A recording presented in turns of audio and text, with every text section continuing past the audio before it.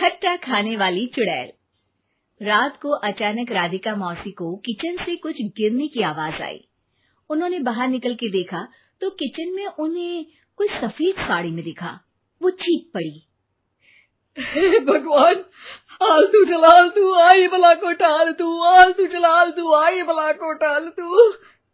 राधिका मौसी को चीखते सुनकर श्रवण बाहर आता है भागते हुए। अरे माँ, क्या हुआ? क्या देख लिया? दादी माँ आ गई क्या सपने में? अरे बेटा, रसोड़े में देख तो कौन है? श्रवण रसोड़े में झांक कर देखता है और उसे कोई नहीं दिखता अंदर। अब रसोड़े में तो कोई नहीं है माँ। कोई सफेद साड़ी में नहीं है क्या? नहीं माँ, कोई भी नहीं है। चिल्लम चिल्ली की आवाज सुनकर काजल भी वहां आ जाती है। अब क्या हो गया माँ जी? अरे बेटा, रसोड़े में एक चुड़ैल थी सफेद साड़ी में। अरे क्या कर रही थी वो अंदर?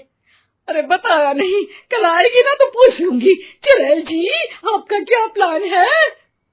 माँ जी, रात बहुत हो गई है, आपने कोई बुरा सपना देखा होगा, चलिए सो जाइए। राधिका मौसी सोने तो चली जाती है, पर उनको रात भर नींद ही नहीं आती। वो कुछ भी उलझुल बातें सोचने लगती है। कहीं चुड़ैल की वजह से तो घर में टेंशन नहीं हो रहा, कहीं उसी की वजह से तो वो दादी नहीं बन पा रही। सुबह जब राधिका मौसी रसोड़े में छानबीन करती है तो पाती है कि नींबू का अचार गायब है। चुड़ैल नींबू का अचार ले गई, मुझे तो ठीक नहीं लग रहा कुछ। चुड़ैल को भी पता है कि जिंदगी का असली मजा तो खट्टे में ही है। राधिका मौसी झट से श्रवण को फोन कर देती है। बेटा, मुझे समस्या समझ में आ गई है, हमें एक तांत्रिक की जरूरत है। अरे क्या बोल रही हो माँ, तांत्रिक की क्या जरूरत है? आप पूजा पाठ तो कर ही रही हो ना। आलतू जलालतू मंत्र सारे फालतू जैसे कुछ मंत्र पढ़ो, चली जाएगी अपने आप चुड़ैल। अरे नहीं बेटा, कभी चुड़ैल को कम नहीं समझते। अरे तुझे पता भी नहीं चलेगा कि कभी वो छल करके काजल की जगह घर की बहू खुद बन जाएगी। क्या माँ, कुछ भी बोल रही हो? कहाँ काजल और कहाँ चुड़ैल? वैसे एक बात बताओ, काजल को अगर गाने के लिए बोल देना तो चुड़ैल काजल की आवाज सुनकर घर तो क्या धरती लोग छोड़कर चली जाएगी। तुम ना पढ़े लिखे बच्चे हर चीज को मजाक समझते हो। तुम रहने दो, मैं खुद ही तांत्रिक को बुला लेती हूँ। अच्छा सुन, शाम को इमली लेके आना। क्या है कि चटनी खाए बहुत दिन हो गए है ना? नहीं माँ, इमली तांत्रिक से ही मंगवा लो ना, आटा वगैरह भी उसी से पिसवा लेना। देखो मुझे काम करना है। श्रवण रात को कई तरह की सब्जियों के साथ माँ के कहने पे चटनी के लिए इमली भी ले आया था, लेकिन राधिका मौसी के दिमाग में अलग ही फिल्म चल रही थी। उन्हें अब सिर्फ शक ही नहीं यकीन होने लगा था कि शायद चुड़ैल ने श्रवण पर अपना जाल बिछा दिया था, जिस वजह से श्रवण उनकी बात ही नहीं मान रहा था। पर कोई नहीं, आने वाली रात में राधिका मौसी खुद तैयार हो गई चुड़ैल को पकड़ने के लिए। रुद्राक्ष की माला, तुलसी का पत्ता, हनुमान चालीसा सब हाथ के पास ही था, बस चुड़ैल का इंतजार था।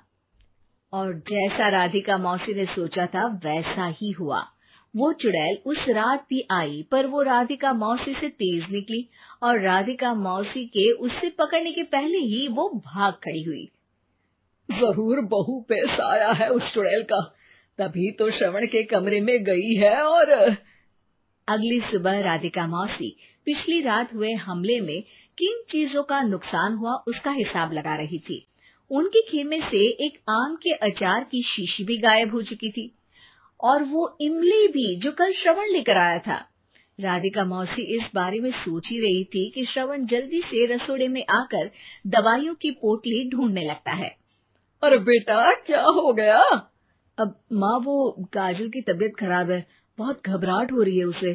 हे भगवान, मैंने पहले ही कहा था कि तांत्रिक को बुला लेते हैं, पर नहीं, अब देखो उस चुड़ैल ने काजल को अपने वश में करना शुरू भी कर दिया है।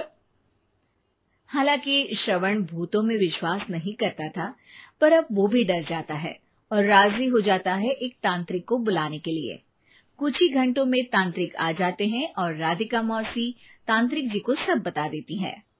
घोर संकट, घनघोर संकट, चुड़ैल को मारू जोर चाकट, ओम भट स्वाहा खटखा के आहा।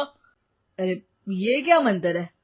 मेरे खुद के ओरिजिनल मंत्र है, कल रात को ही लिखे हैं, अच्छे लगे तो दाद चाहूंगा। एक और मंत्र सुनो, अर्ज किया है आब्राकडाब्रा, दिल्ली बम्बई आगरा, चंदा मामा सोरले सुरन मामू जारा। ये मंत्र है? अरे कोई 40 वालीसा पढ़ो ना। वक्त कम है, 40 नहीं पड़ेंगे, 20-25 में काम चलाना पड़ेगा। अलग निरंजन जाके लंदन, मुफ्त का मंजान घिस मेरे नंदन। अरे जल्दी करो तांत्रिक जी, जल्दी करो। तांत्रिक अपने उल झलूल मंत्र पढ़ने लगता है। श्रवण को तांत्रिक पे शक होता है। वो अपने एक डॉक्टर दोस्त को कॉल कर देता है ताकि कोई अनहोनी हो तो इमरजेंसी में चीजें मैनेज हो जाए। तांत्रिक धुनी रमाता है, जिसकी वजह से कमरे में काफी धुआं हो जाता है और जिसकी वजह से बहू की घबराहट बढ़ जाती है। अब भागेगी चुड़ैल। हाँ। बहू खांसते हुए धुएं से बचने के लिए बाहर चली जाती है। अरे भाग रही है, भाग रही है। पीछे पीछे श्रवण भी जाता है। बहू एक सोफे पर बैठ जाती है। तभी डॉक्टर दोस्त आ जाते हैं और श्रवण को पानी लाने के लिए कहते हैं। थोड़े चेकअप के बाद डॉक्टर कहते हैं, मेरे हिसाब से जाप का काम पूरा हो गया है। क्या मतलब?